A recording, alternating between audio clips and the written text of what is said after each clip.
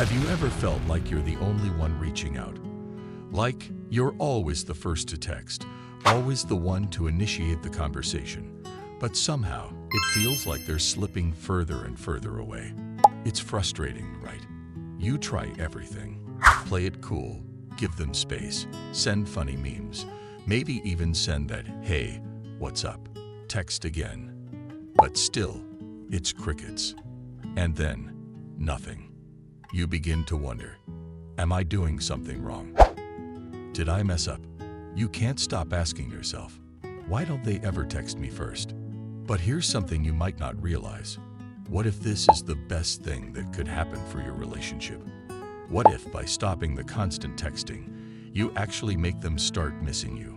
Yes, you heard that right.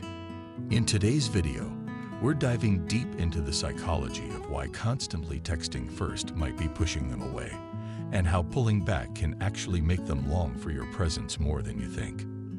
When it all changed, let's rewind a bit, back to the days when texting was just a way to chat casually.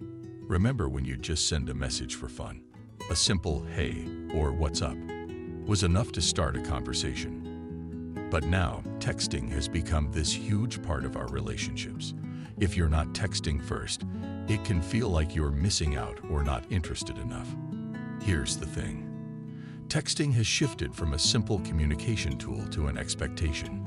You feel like if you're not texting them first, they're going to think you're not into them. But have you ever stopped to think that maybe it's not about you at all? It's actually about them. And no, it's not as complicated as you might think. The law of scarcity. Why less is more? You've heard the saying, absence makes the heart grow fonder. That's not just a cute phrase. It's rooted in psychology. Here's a little secret about how our brains work. When we don't have something, we tend to want it more. This is called the law of scarcity. The law of scarcity works because we value things that are rare or hard to get. And believe it or not, texting too often can make you seem too available. When you're always texting first, you're constantly in their face, constantly reminding them that you're there. At first, it's nice. Maybe they appreciate the attention. Maybe they enjoy talking to you. But after a while, it starts to feel, well, a little too predictable. And when things become predictable, they become less exciting. But when you stop texting first, you introduce a bit of mystery.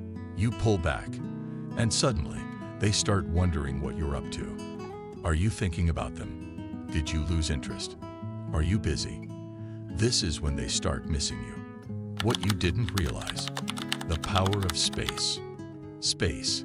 It sounds simple, right? But giving someone space, especially in today's world where we're all glued to our screens, is incredibly powerful. People need space to think and feel. Without it, they get overwhelmed by constant interaction. Imagine if you were always talking to someone, every minute of every day. It wouldn't take long before the conversations start feeling shallow, right? You run out of things to say, and it becomes less about connection and more about filling the silence. Now contrast that with giving them some breathing room. When you stop texting first, you give them a chance to reflect on their own feelings. You allow them to miss the connection that you've been offering. It's like a plant. If you water it too much, it starts to drown. But when you give it space to grow, it thrives. Why they'll start missing you. So, here's the real magic behind all this. When you stop texting first, it makes them feel like they're missing out. They start noticing your absence, and that's when they start thinking about you more. When you're always available, there's no urgency. But when you pull back, suddenly, they need to take the initiative to reach out to you. And here's something else. When they text you first, it feels more genuine. It shows that they're interested in you, not just filling time. It's like a breath of fresh air after being stuck in the same routine. The tables have turned. When they miss you, they're forced to think about you, to wonder what you're doing, and how they feel when they're not talking to you. And that, my friend, is when the connection starts to deepen. The role of mystery and curiosity. Ever notice how people are always intrigued by the mysterious person? The one who doesn't say everything up front, who holds a little back. Well, guess what? You can be that person in your relationship too. When you stop texting first, you become a little mysterious. You're no longer just one text away. You leave them with the curiosity of what you're up to. This creates a desire in them to reach out, not because they have to, but because they genuinely want to know what's going on in your life. Psychologically, this taps into something called the curiosity gap. When someone doesn't know something, their brain gets triggered.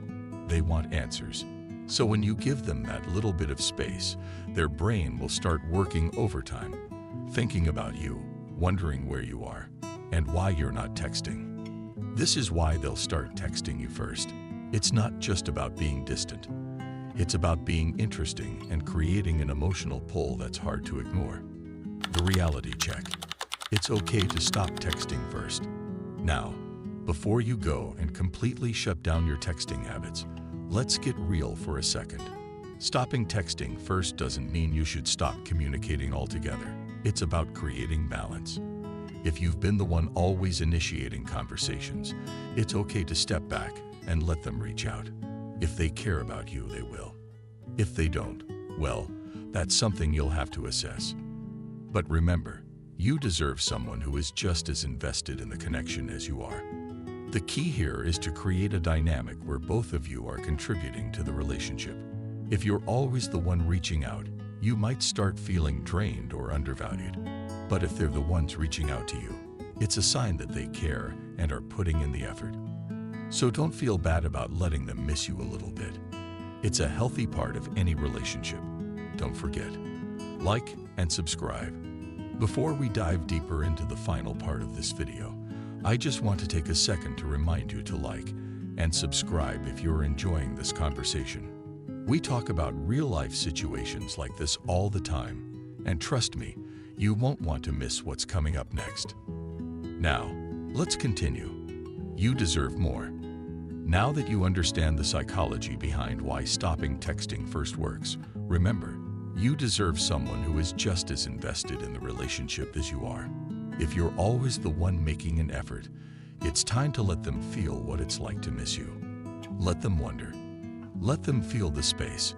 And most importantly, let them put in the effort too, because you're worth it. So here's my challenge to you. Stop texting first for just a little while. See what happens.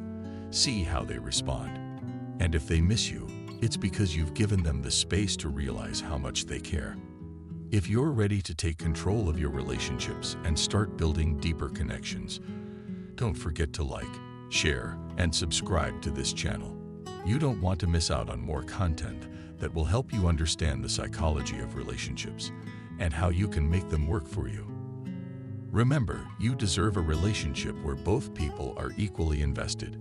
So stop texting first, give them space, and watch them start missing you.